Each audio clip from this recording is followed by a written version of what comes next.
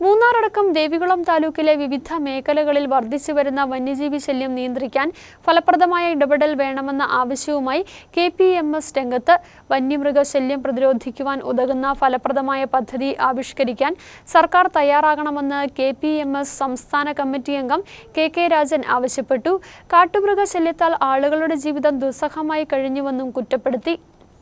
ദേവികുളം താലൂക്കിലെ കാർഷിക മേഖലയിലും തോട്ടം മേഖലയിലും ഒരേപോലെ വന്യമൃഗശല്യം വർദ്ധിച്ചു വരുന്ന സാഹചര്യത്തിലാണ് വന്യജീവി ശല്യം നിയന്ത്രിക്കാൻ ഫലപ്രദമായ ഇടപെടൽ വേണമെന്ന ആവശ്യവുമായി KPMS രംഗത്തെത്തിയിട്ടുള്ളത്. സമീപകാലത്ത് ജനവാസ മേഖലകളിൽ ഇറങ്ങുന്ന കാട്ടുമൃഗങ്ങളുടെ എണ്ണം ക്രമാതീതമായി വർദ്ധിച്ചിട്ടുണ്ടെന്ന് KPMS സംസ്ഥാന കമ്മിറ്റി അംഗം KK രാജൻ പറഞ്ഞു. കാട്ടുമൃഗശല്യത്താൽ ആളുകളുടെ ജീവിതം ദുസ്സഹമായി കഴിഞ്ഞുവെന്നും വന്യമൃഗശല്യം പ്രതിരോധിക്കുവാൻ ഉതകുന്ന ഫലപ്രദമായ പദ്ധതി ആവിഷ്കരിക്കാൻ സർക്കാർ തയ്യാറാകണമെന്നും KK രാജൻ ആവശ്യപ്പെട്ടു.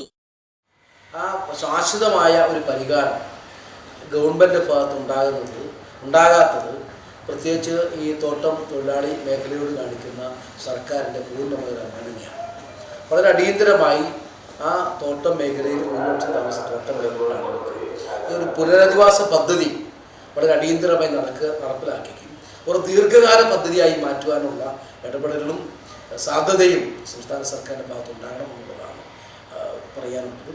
കൂടാതെ വളരെ അടിയന്തരമായി സർക്കാർ ഈ പിന്നോക്ക വിഭാഗത്തിൽപ്പെട്ട ആളുകളെ ഈ പുനരധിവാസ പദ്ധതിയിൽ സഹായിക്കുന്നില്ല എങ്കിൽ KPMS ഉൾപ്പെടെയുള്ള സംഘടനകൾ ചേർത്ത് നിർത്തിക്കൊണ്ട് വലിയ രൂക്ഷമായ ഒരു സമര പരിപാടികൾക്ക് രൂപം കൊടുക്കുവാനും KPMS തീരുമാനിച്ചു. വന്യജീവി ശല്യം വർദ്ധിച്ച സാഹചര്യത്തിൽ വനാതിർത്തികളോട് ചേർന്ന ഇടങ്ങളിൽ താമസിക്കുന്ന സാധാരണക്കാരുടെ ജീവിതം വലിയ പ്രതിസന്ധിയിലാണെന്നും വനം വകുപ്പും സർക്കാരും ഇക്കാര്യത്തിൽ കർഷകരെ സഹായിക്കാൻ പ്രതീക്ഷ നൽകുന്ന പദ്ധതികളൊന്നും ആവിഷ്കരിച്ച് നടപ്പിലാക്കുന്നില്ലെന്നും KK രാജൻ കുറ്റപ്പെടുത്തി. News bureau, Adimali.